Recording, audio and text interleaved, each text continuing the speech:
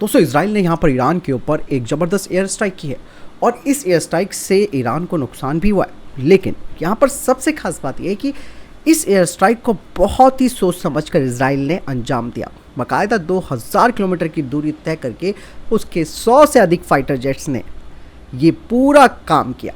और ख़ास बात ये थी कि इसमें F-35 जैसे एडवांस स्टेल्थ फाइटर जेट का भी इस्तेमाल किया गया। और कहा यह भी जा रहा दोस्तों कि सबसे पहले इसराइल ने हमला सीरिया पर किया और सीरिया के जो एयर डिफेंस सिस्टम्स थे उन्हें ख़त्म किया। मतलब साफ था कि सीरिया पर हमले करने का वो ये था कि ईरान की जो ताकत है उसे कम कर दिया जाए। ठीक है, इसके बाद उन्होंने फिर ईरान की राजधानी को टारगेट बनाया, यानी कि तेहरान को टारगेट बनाया। पूरी तरीके से ये एक स्ट्रैटेजिक रूप से किया गया हमला था। यहाँ पर जो इजराइल डिफेंस फोर्स है उसकी तरफ से ये भी कहा गया है कि उन्होंने किसी भी तरीके से ईरान की कोई तेल फैसिलिटी या फिर उनकी न्यूक्लियर जो फैसिलिटीज़ हैं उन पर अटैक नहीं किया है। यही नहीं, IDF यानी कि इजराइल डिफेंस फोर्स ने कहा है और दावा भी किया है कि उन्होंने केवल और केवल ईरान की जो मिलिट्री फैसिलिटीज़ है उन पर एयर स्ट्राइक की है। दरअसल मैंने आपको अभी बताया था कि 2000 किलोमीटर की दूरी पर ये टारगेट निशाना बनाए गए थे इसराइल के द्वारा। इसके लिए दोस्तों इसराइल ने, जैसे मैंने बताया, कि F-35 जैसे स्टेल्थ फाइटर जेट का इस्तेमाल किया और इसी के साथ साथ 100 अन्य फाइटर जेट्स भी इस पूरे हमले को अंजाम दे रहे थे। और यही नहीं दोस्तों, यहाँ पर बहुत सारी चीज़ें ऐसी भी हैं जो सोचने और समझने वाली भी हैं।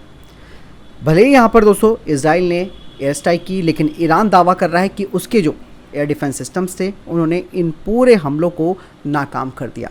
लेकिन यहाँ पर इसराइल कह रहा है कि उसने सबसे पहले इनके एयर डिफेंस सिस्टम्स और जो रडार है उस पर अटैक किया और उसके बाद उन्होंने ईरान की राजधानी पर अटैक किया।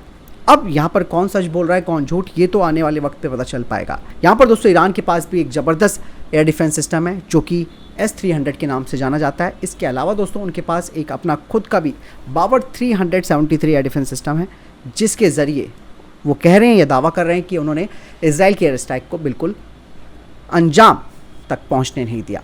यहाँ पर दोस्तों इसराइल की भी एक बड़ी बात माननी पड़ेगी कि किस तरीके से 2000 किलोमीटर दूर जा कर के वो ये हमले कर रहा है।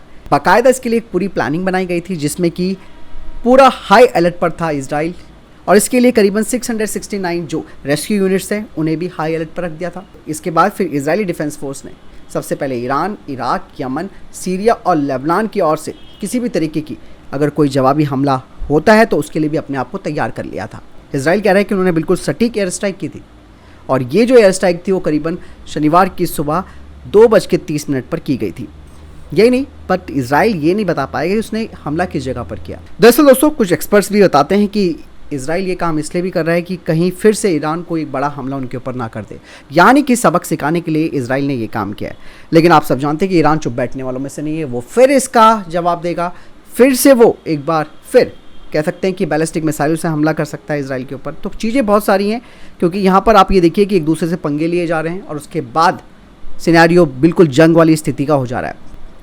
बट यहाँ पर कहा यह जा रहा है कि ईरान की तरफ से जो उनके एयर डिफेंस सिस्टम्स थे उन्होंने इस पूरे हमले को नाकाम कर दिया और खाली हाथ इजरायली डिफेंस फोर्स को वापस जाना पड़ा। यह भी एक बहुत बड़ी बात है, क्योंकि दोस्तों ईरान को आप कम मत समझिए, हथियारों के मामले में भी वो अपने आप को अपग्रेड कर रहा है। बहुत सारी चीज़ें जो पब्लिक डोमेन पर उपलब्ध नहीं है, लेकिन ईरान ने बहुत अच्छे तरीके से अपनी तैयारी कर रखी है। हालांकि यहाँ पर दोस्तों इसराइल को अमेरिका से पैट्रियट डिफेंस सिस्टम भी मिल चुका है, जो कि अगर ईरान की तरफ से कोई भी हमला किया जाता है तो उसका जवाब देने के लिए ये जो पैट्रियट बैटरीज हैं वो डिप्लॉय कर दी गई है। चीज़ें देखते हैं आगे किस तरीके से सिनेरियो बदलता है। क्या फिर लड़ाई के बाद एक और लड़ाई होगी या फिर कुछ ना कुछ बीच का हल निकलेगा। अभी अमेरिका में इलेक्शंस के रिजल्ट आने बाकी हैं, उसके बाद ही ये शायद आगे का रास्ता तय हो पाएगा कि अब क्या किया जा सकता है। फिलहाल आपको क्या लगता है कमेंट सेक्शन में लिखकर जरूर बताइएगा। वीडियो को शेयर जरूर कीजिएगा, लाइक भी कीजिएगा। जय वंदे मातरम।